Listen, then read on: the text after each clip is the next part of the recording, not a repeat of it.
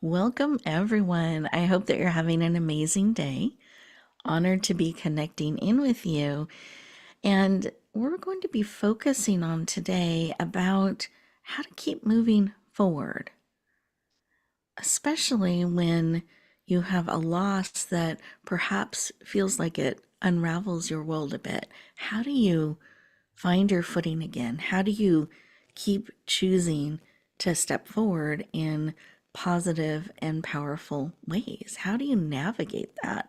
Honor the loss and continue to be who you're called to be and find your way forward. We have two amazing guests today. I know you're going to enjoy meeting who have suffered some incredible loss and have been able to come together strongly through that to find their footing and not only do that for themselves, but found a way to help others as well. So I'm looking forward to introducing them to you. I know you're going to have great value in our time together, and I want you to be able to really embrace everything that is here for you. So I invite you to take a moment and take a deep breath in through the nose, out through the mouth, like through a straw.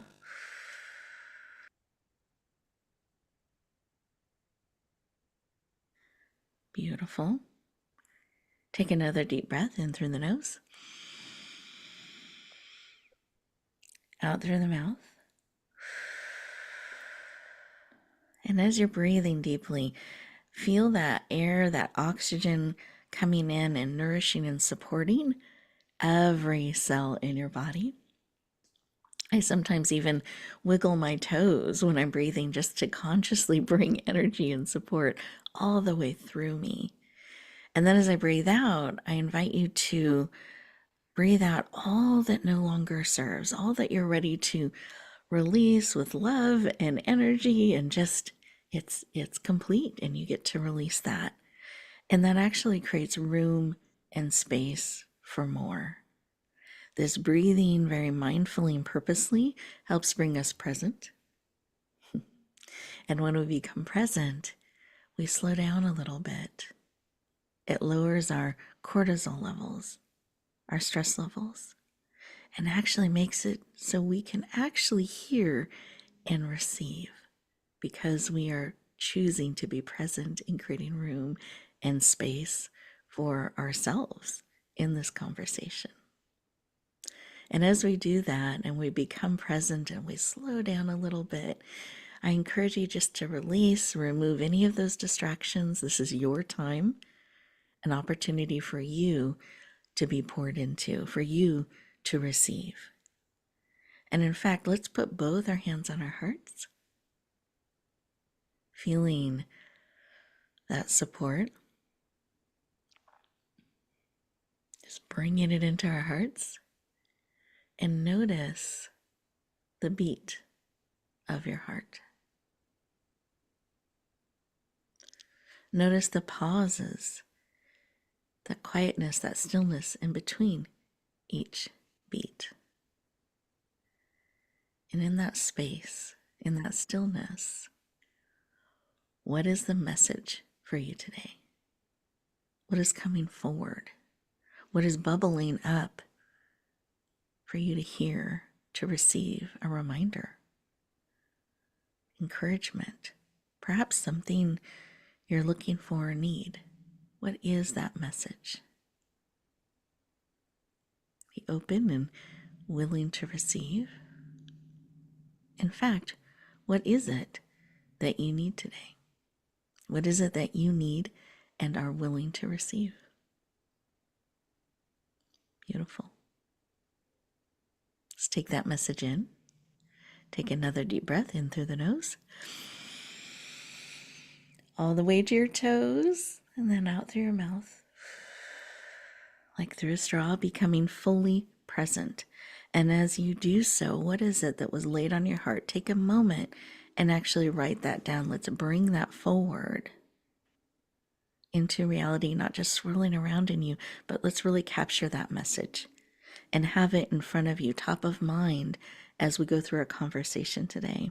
In fact, keep that paper handy so you can refer back to it, to that message, and what is added to it as we continue our conversation today. Because I know there is information or insight or something that will spark to support you today. And I want you open and ready to receive and capture that and even write it down so you can refer back to it.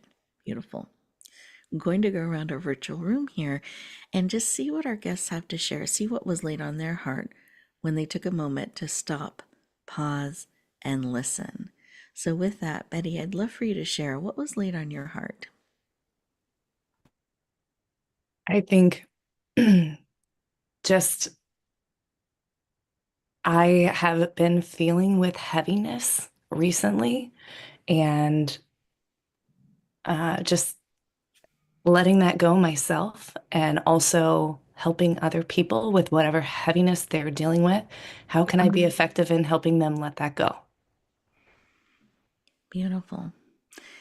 Thank you for sharing. And we just honor that and come together and supporting you and that feeling, feeling that heaviness, and then being willing to let it go, and in doing so, helping others too. So just coming together as we connect to do that and support that. I appreciate you sharing that because we do have that heaviness from time to time.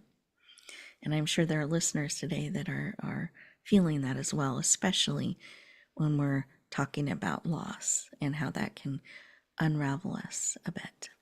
Kyle, how about you? What was laid on your heart?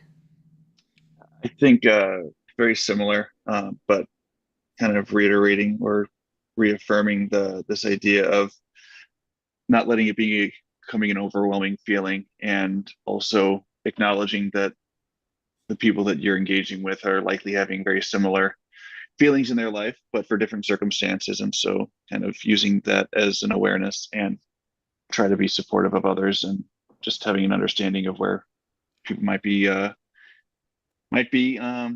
any particular day. Perfect. Thank you for sharing. And we just really hold that feeling and hold that up for anyone who is listening today. And when we're talking about loss, that you're feeling some of that heaviness and balancing that with not getting overwhelmed by it, honoring it, and then also being able to lift and kind of release, let go some of that heaviness. So thank you, Kyle. I feel like the thoughts and the feelings that are coming forward are very timely and are very much going to serve our listeners today. So I appreciate you sharing. Listeners, as we get ready to go to our first commercial break, I encourage you to take a moment as you're sitting in your heart, really see what feelings are coming up. You know, this is a perfect time for us to come together and really talk about those things and what feelings are coming forward that we can look at and process, and maybe some ways that we can help those not get stuck but keep moving through and forward. So enjoy these 2 minutes, really stay present, and we'll continue our conversation in just 2 minutes.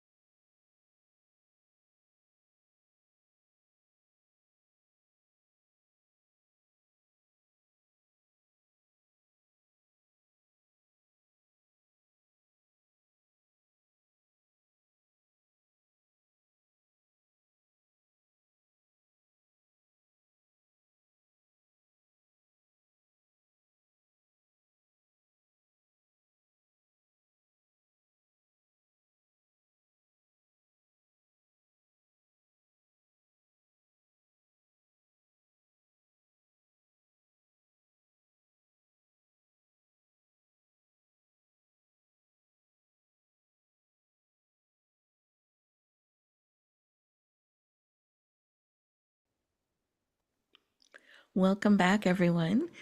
I hope you really use that time to be present and just see what sort of emotions are coming up. I also think it's helpful to notice your body as well. Our bodies have lots of information they can share with us, and sometimes we're so busy we're not listening. But sometimes there can be a tiredness or a tightness or a heaviness or feeling of stuck. There can be information coming up when we stop and slow down and listen to not just our thoughts, because I think we listen to our thoughts a lot, but listen to our body, listen to what it's telling us. Maybe it's reminding us to slow down. It could be a physical sensation that we're having, and there are those emotions. And all of these are part of the landscape we're navigating, especially when we're looking at loss. There can sometimes be fogginess or distraction or just an exhaustion, a reflection. There's so many different things that can come up. And so the more you can tune in, listen, and honor that, the more you're able to be with it, honor, navigate, and release what needs to be released. So if you started to notice any physical types of things, make note of that as well. And we'll definitely have tips and tools and insights that we'll be sharing as we continue our conversation. Now, you got to hear from both of our guests on a heart level, just kind of what came to mind when they stopped and paused. And both of them spoke about a heaviness that they were feeling in different ways. And so I'm curious as our conversation moves forward, how that evolves, what is coming forward and coming up. And I wanted to take a moment to introduce them. So, Kyle and Betty Mertens have they met while pursuing their MBAs at the University of Missouri. After losing their 1-year-old daughter, Ella, in 2017, they ended up establishing a nonprofit called Ella's Umbrella that provides inspiration, connection, and resources to help save kids with heart conditions. They have become #1 international best-selling authors and are passionate about reaching out and helping others overcome their loss. It is my honor and privilege to introduce Betty and Kyle to you. Welcome, Betty and Kyle. Oh, thank you very Thank much. you. We're honored to be here. I'm very honored to have you both here. I've had the honor and privilege to get to have many conversations behind the scenes as you are bringing so many amazing things forward and resources forward around this area. You have multiple books out. You even have a collaborative project that you have brought forward recently that had multiple stories around loss and how people have found their thread of gold, their path through that. So there's so many things that you guys are bringing forward to help the world and really give information and help people feel like they're not alone, that they have support on the journey together as everyone, as you guys and others are figuring out how to navigate through losses and things that can unravel you. So I just appreciate both of you and I celebrate the work that you are doing. And I wanted to take a moment and hear from each of you why this work is important to you. I know I appreciate the support and candid, real conversations and tools you're bringing forward for others and sharing, but I'd love to get your perspective. And so, Kyle, I'd love to start with you. Why is this work about helping others in this way so important to you? I I feel like just from a very general stance, people do better when they're in community Mm, and kind of just being supportive of each other, helping each other, and one of the ways that you need that the most is when you're dealing with something that is tragic or difficult. And so um, this is something that was very difficult for us to kind of overcome and work through. And so it's given us an opportunity to then just have an awareness on where other people might be dealing with something similar. And so um, it's kind of it's something that we we have a kind of a special gift, even though it's something we wouldn't choose. And so rather than have that define us in a negative way, uh, we've kind of set out to have that be more of a defining thing that we're able to be positive about and offer that support out to other people.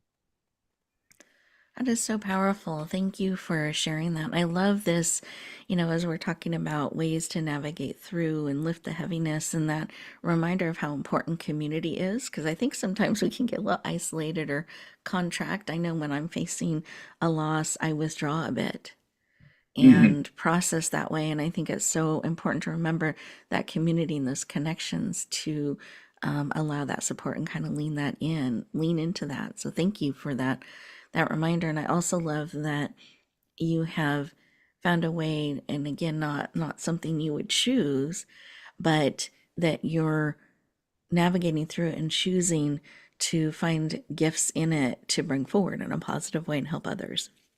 And I think that's really powerful that you're choosing to do that, and a gift to many. Thank you, Kyle. And Betty, I'd love to know your thoughts. Why this work of helping people in this area, both with the nonprofit and the books and different things that you guys do around helping people through loss and overcoming and navigating. Why is that work important to you? I think when we lost Ella, if I could describe how I felt in the moments that followed, it was just that I felt completely powerless. Mm, And that feeling and that isolation that came from that, I think it has become a life mission of mine to understand that that moment is also the source of tremendous empowerment. And that even though I didn't have control over this awful thing that happened to the most important little person in my life, the reality is I have a story. I have something that I learned. I have a lot of things that I learned from walking through that, and I can use those things for good. mm, And part of what has tied together all the work we've done is kind of drawing out of other people. Like, hey, man, I don't know what you have been through that might have made you feel powerless, but the reality is you have a story. You have something that you've learned from that, and there's power in that. So, kind of pulling that out of people and helping them become storytellers is very important to me. I love this, and I'm hearing this helping people re-find their power, find it again when it's just Yeah. gone and lost, and finding a way to share and tell that and bring it forward in a positive way. It doesn't have to stay in this horrible, horrible space Hmm. that you felt. And thank you for sharing that and kind of what those moments following felt like. And how one you were able to come through, and not only that, you were able to come through and find power and gifts as well by navigating that journey to help others. And I think that can be really encouraging and empowering to anyone who is experiencing loss, or maybe you're even in that place of just not even knowing what to do. So, knowing you're not alone, and knowing that there is a way to find your power and your strength. Again, it is there as well. So, Hmm. And whatever you're going through can make you the best version of yourself. mm, That has certainly been our experience. beautiful. Thank you for sharing. I appreciate both of your perspectives and hearts in this, and why it's important to you. And I can feel the deep care and the passion, and definitely the heart and gift you have in this space to help others. And I wanted to touch on this. So, as we've talked a little bit about community and things that can help us as we're navigating really difficult things, I'm curious if you have some thoughts around how do you overcome. So, it's wonderful to know that we can find our power again, but what are some steps to do that, or to process or even lift the heaviness? What are some things that we can do to maybe find that silver lining, or be able to not be frozen, but find a way to come through. And Betty, I'd love to start with you. What are your thoughts on that?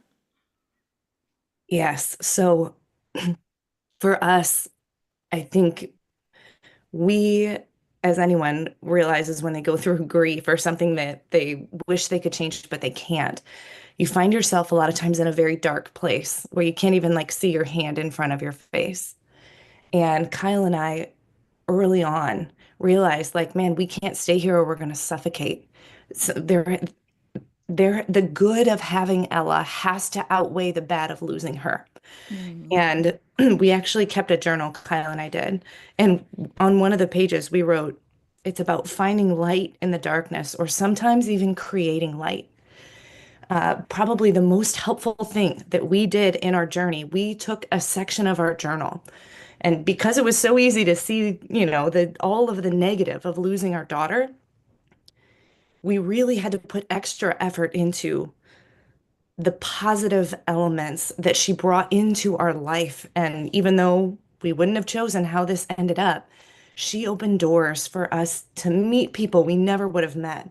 She gave us a front row seat to see the goodness and generosity in other people. She strengthened our marriage and made us stronger, better versions of ourselves in ways we never even thought that we would have had that strength. She like brought strength out of us. We would write those things down and reflect on those. And where you give your attention, there's power there.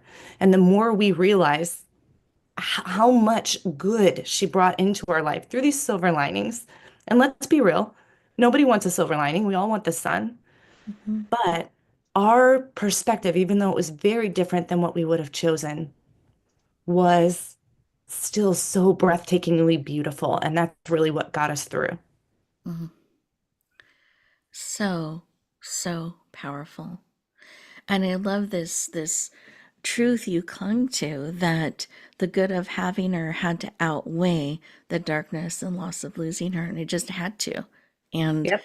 I feel emotion coming up in my spirit and eyes as I hold that, and how you were so convicted and held on to that and looked for ways to find that good and find that light, and to really honor that is so so powerful. Thank you for sharing that and some of what you did to bring that forward. And Kyle, I'm curious, as you went through that process together, what would you add to that? Yeah, I think for us and in this particular instant situation, um, it was all about not letting a tragedy rip apart our marriage. But I feel like it's more of a mindset on how we would approach a lot of different things. Where you, if you let the negative thoughts kind of dominate where you're going, then it becomes very difficult to get through life in general, because everybody's dealing with something. Um, and so it's been kind of something that we've kind of been trying to train ourselves as we are kind of progressing through life in general, on how do we try and have a positive outtake on something, even if your initial response might be to have a negative, or um, just not a positive viewpoint of it. And so uh, I think that the advice for the people listening and that we've tried to give to other people is, it's not just have a good go getter attitude and make feel like everything's going to be great, but Yeah. it's really just trying to have more of a positive outlook on what you're doing, because that's really, you really have control of your own feelings and your thoughts. And so um, by being intentional in that way, you're going to be able to have kind of more productive thoughts and be happier and make choices that are kind of driving that positivity, versus just kind of getting stuck in a rut and focusing on those negatives. Really, really powerful. And I love this, is choosing where you focus and what you're, in a sense, feeding and growing and building in your life, and choosing what you're going to as a pattern, not that we don't feel all the things, but what you're going to concentrate on growing, concentrate on bringing forward, is really important. That we have choices in that, and that you can choose that more positive approach and looking for that, and that's what you feed into your life more so than feeding the others so that they can just take over, and you just get sucked down into this pit, but Yeah. really choosing that. So I think and to me that even ties back to what we were talking about with power earlier. We sometimes forget we have choice about where we're focusing and what we're bringing more of into our life and what we're even open to having more of. I think is important. And Betty, did you have something you wanted to add? Oh, I was just going to say that we often will say the good things that we have in our life will never replace Ella. It's not like the good can make the bad okay, but all of those heavy, dark feelings, sadness, anger, they get to ride the bus and we can be aware of them and acknowledge that they're there, but they don't get to drive the bus. Mm, So that's kind of how we look at it. very nice. I like that. So honoring them, but they don't get to drive it. Right. Very, very good boundary. I love it. Yeah. Good, good. Well, we are getting ready to go to our next commercial break. And as we do so, listeners, be thinking about what Kyle and Betty are sharing and what's coming up in your heart and spirit. And we'll continue our conversation in just 2 minutes.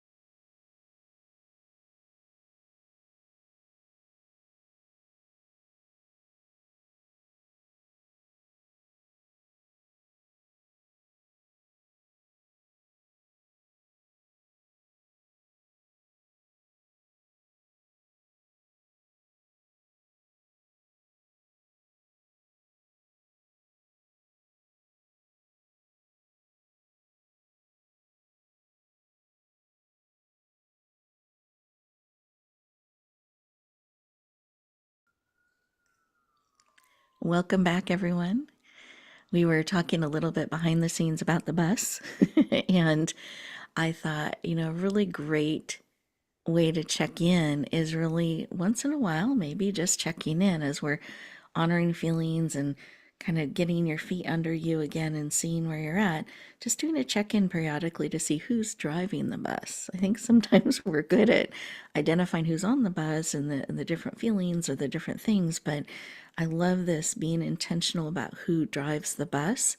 I think is a really great tip to help as we're navigating through grief and through loss and just even trying to find ourselves in it. It's really important to, I think, have intention and be clear about who's driving the bus. Is a really, really important tip for us to take forward. Is my thoughts as we're sharing today. And one of the things I had mentioned earlier in our conversation is that Kyle and Betty have brought forward multiple books, as well as they have the nonprofit Ella's Umbrella. And I wanted to take a moment to have them share about their books because I think there is such wisdom, love, and insight and support that we can find within them. And I always think it's interesting to discover why someone brings a book forward and a little bit of what that's about.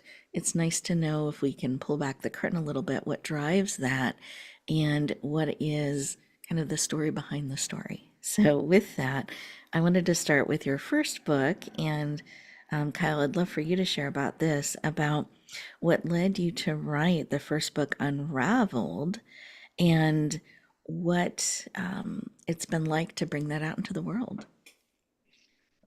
So I think if you asked either of us, we would say that we never planned on being authors, and we kind of wrote the first book on accident. Um, That's true. we we started out, and in a way to kind of protect our marriage and support each other, as we would have conversations about what feelings we were dealing with, what how we were navigating grief. Um, we were keeping kind of a journal log of the things we were talking about, and um, just stories and stuff that we found helpful and that we kind of wanted to share and support each other with. And as we built out that journal, we ended up using it a little bit like a resource when we were trying to support other people. And we got feedback from some of the people that we had been supporting and helping and sharing our stories. And they said, I wish I could just take your journal home with me so that I could reference it. And we couldn't really do that because none of the entries that we had in there made sense. It was kind of random bullet points, and everything that was there had a story behind it, but that wasn't captured in a way that could be digested without us sharing it. And so we decided that maybe it would make sense that we could put that together in a way that it could be digested by somebody else, and that we could share it out in the world, since we can't take everybody that's grieving out to dinner. But if we have a book that we're able to make available and a resource on the types of things that we would say to a friend or an acquaintance to help them when they're dealing with something, that could be a useful thing that could be out in the world, that we could then help more people than we have the ability to talk to personally. Beautiful, beautiful. Thank you for sharing. And I love that you heard that one, that you were willing to be open and share on that level with people, because that can be hard to do, especially when you're going through the journey and processing your own loss and finding your feet in all of that. But that you were able to and willing, and that you heard how much it helped people, and that desire, since you can't necessarily take everybody out to dinner and have all those one-on-one conversations, but to be able to bring it forward in a way that can really walk beside people in that way. And I'm curious, as that went out into the world, Betty, was there a surprise or anything that just sticks with you in a powerful way as that book went out? Oh my goodness. There are so many things about bringing this book into the world that shocked and delighted me.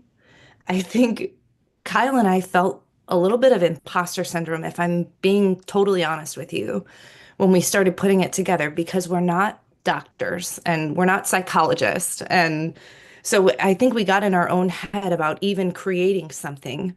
But the reality is what resonated with people was the fact that we're just ordinary humans that are dealing with extraordinarily painful things. And what we learned is useful and helpful, and it's worth sharing with people because everyone is dealing with and trying to figure this stuff out on their own. And grief can be so isolating.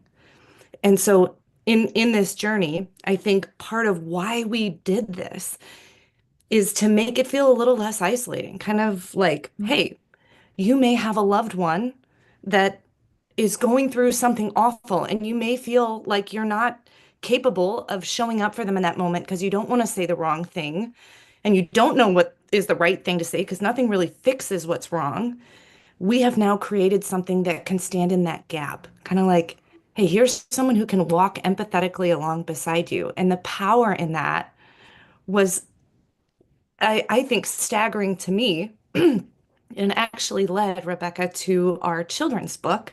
Hmm. So if I can just segue directly into that. That was where my next question was going, so that's perfect. I'd love for you to share. Perfect. So yeah, I think after we put this out into the world, it people kept asking us follow-up questions like, wow, this was really powerful and helpful, but how did you handle Ella's death with your other children? Because although it wasn't really clear from the bio, Ella was our first child. Like our whole world revolved around her. And when she died, we had empty crib, empty car seats. And so that is really what allowed us to dig deep and lean into each other and support through this grief. Well, then afterwards, we had two other children, Ryder and Lane, and we have been so passionate about having Ella be a part of our family in a way that feels joyful. Like we don't want her to feel like a ghost. We don't want her to be a topic that our kids aren't comfortable talking about. We want her to be a member of our family. And we want to take her memory into the future, even our other kids who didn't meet her.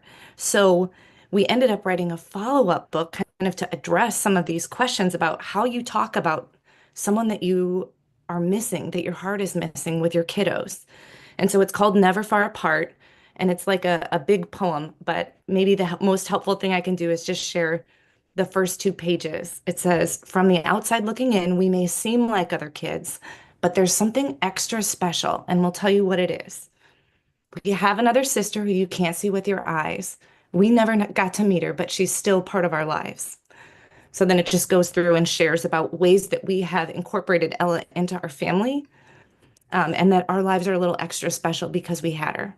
Mm, just beautiful. I'm just leaning in and it's like, I want to hear more. So I know we'll share a little bit later on how people can lean in and get your books and stay connected and all those different things for if anyone else is feeling like, oh, I wanted more, that is a way that you can do that. And I love that you have created a way to have that conversation, a way to keep her so much alive and part of your lives in a positive way. I think that's really beautiful that you created that, and it has, I'm sure, really enriched your whole family. Mm. And what a beautiful thing for us to all think about with loss that we've had in our lives. How can we keep again the good, the powerful, the positive that we had that in our life? um, Keep that as part of the richnesses of our life in a positive way, in a way that brings, I like that extra specialness to Yeah. Can to I our share one lives. example? Please, I think it's beautiful. Yes. One thing that we do in our family, this is in the kids' book, but just to wrap a little, you know, context around what Sure. that looks like in real life, we every year take an Ella trip. It's a family vacation. The kids get to help us pick what they want to do for the Ella trip. And if anyone asks us when we're on the trip, like, oh, are you celebrating something? They will say, oh, this is our Ella trip for our sissy that died because her heart got too big. And we Mm, do that because she taught us how precious the time we have together is and how the memories we make matter. So we do that every year because of Ella. We get to take a special Ella trip. So that's just one mm, example. beautiful. Thank you for sharing. And I love how that'll ripple out and impact people as you're sharing about the trip and honoring her and honoring that experience together. Just really, really beautiful. Thank you for sharing. And I know we have another book that just came out, Threads of Gold, and that one became a #1 international bestseller. It was a compilation, we called it an anthology, where multiple voices, multiple stories came together called Threads of Gold. And Kyle, I'd love for you to share a little bit about the vision of this and what it's been like to bring that forward. Yeah, so this was a little bit different versus because it was a compilation of 26 different authors, and everybody had some kind of a grief story catalyst to what they were sharing. But the book was more about kind of letting each person highlight kind of how they overcame um, the grief and continue to overcome, because it is something that is kind of ongoing.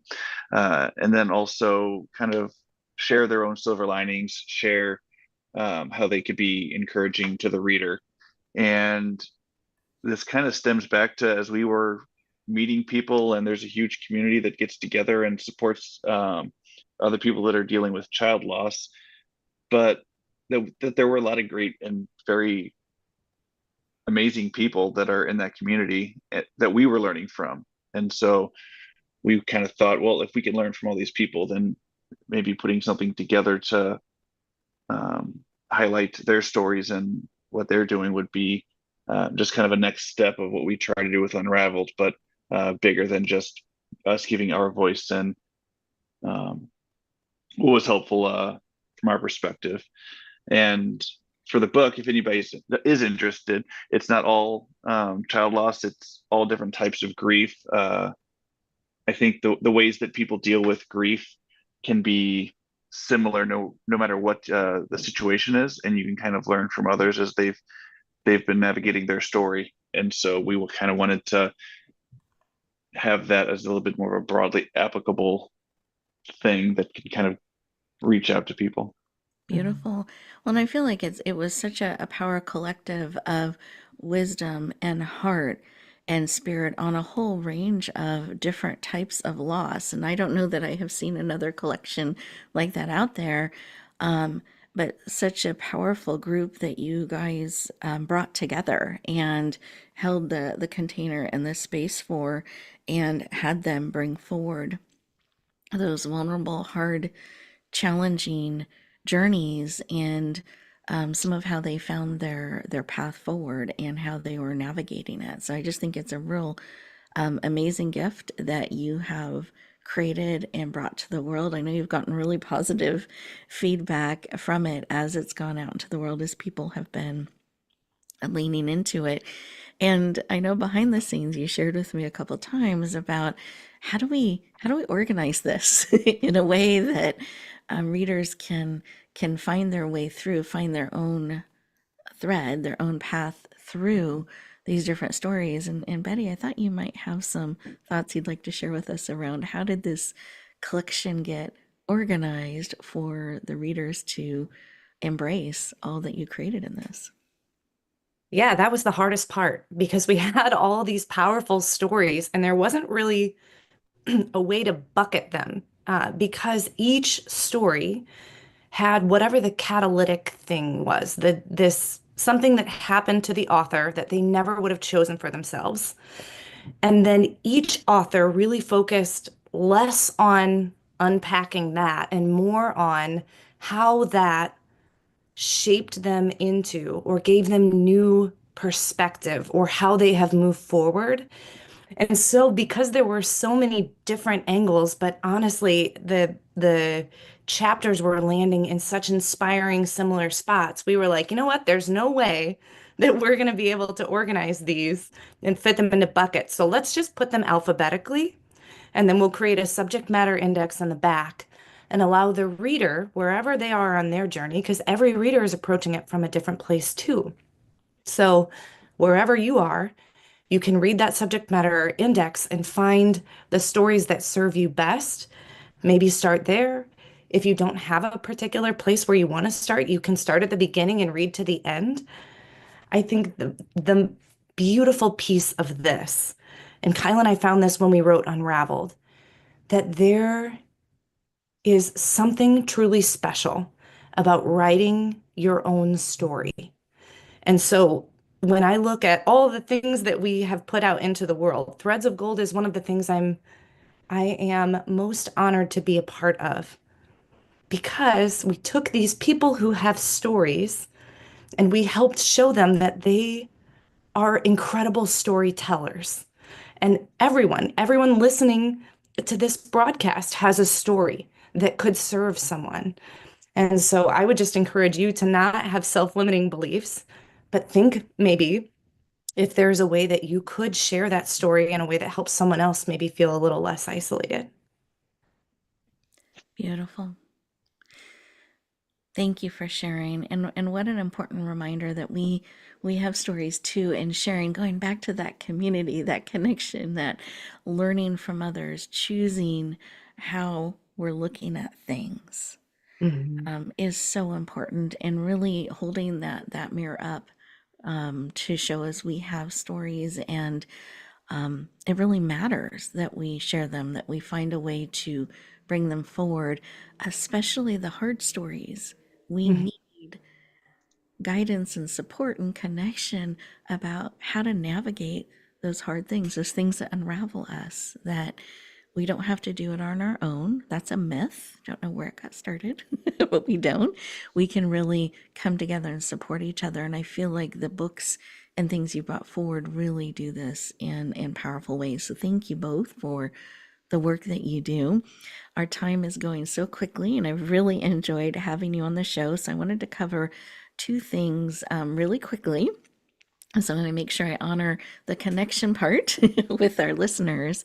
And I wanted to just have you do a quick share about Ella's umbrella, in case that's something people want to get involved in as well. So, Betty, can you share about Ella's umbrella? And then, Kyle, if you can share contact information, the best way for us to connect and go deeper, that would be amazing. So, Betty, Ella's umbrella. Yes, in a nutshell, I think before we lost Ella, we had no idea how common it was that kids pass away due to heart defects. It is like 1 in 100 children Mm, will have some kind of a congenital heart defect from birth, and it is the leading cause of birth defect related deaths in the U.S.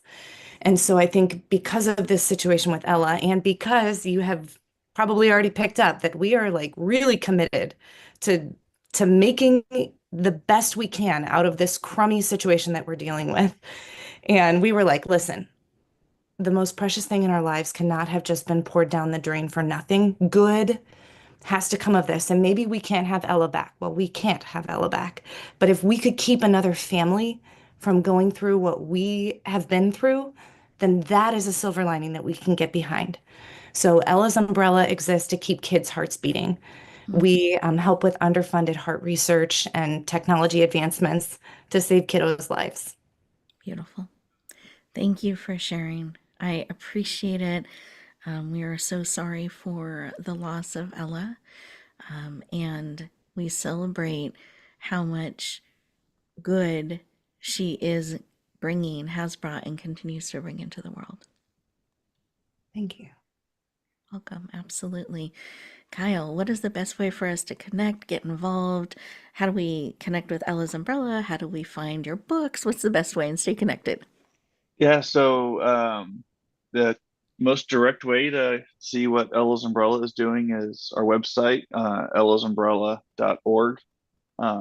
You can either, if you want to reach out to us and use our contact page there, we can have a conversation with anyone that's interested to reach out to us. We Perfect. do different events around the St. Louis area as fundraisers, but it's just trying to do things that are uplifting for the people that are involved. Our next big event is going to be a 5K, and it's our run and remember. And so the whole point of that is one, get out, do something healthy, do a 5K, but um, also be kind of honoring somebody that's in your life that you're able to um, think of on that day and kind of have that be maybe a silver lining for each of the individuals that are getting to participate. Um, we're on Facebook, Instagram, all of those social media platforms as well. If you look up Ella's Umbrella. Yeah, on Perfect. Instagram, it's Ella's Heart Umbrella because Ella's Umbrella was already taken. Perfect, perfect. Well, we're getting super close on time.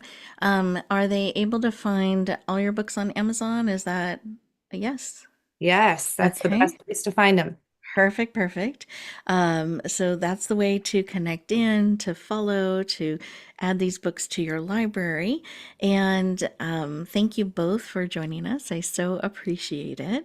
And listeners, I want to thank you for joining us today and leaning into this sometimes a tender conversation around loss, and to just remember you're not alone, that we are here with you and for you, that you are a gift. And one of the greatest ways we can make a positive difference in the world is being willing to share more of you, and even being willing to share the stories, the things that we have come through, is a way you can harness and create powerful good and a powerful positive impact, even with those hard things. So I encourage you to remember to stay connected with community. Remember to take really great care of you. These are some great communities you can lean in. Take really great care of you. And remember that you are valued, a gift, and absolutely needed in the world. I hope that you choose to bloom where you're planted and shine. Share that gift of you out in the world. Have an amazing week, everyone, and we'll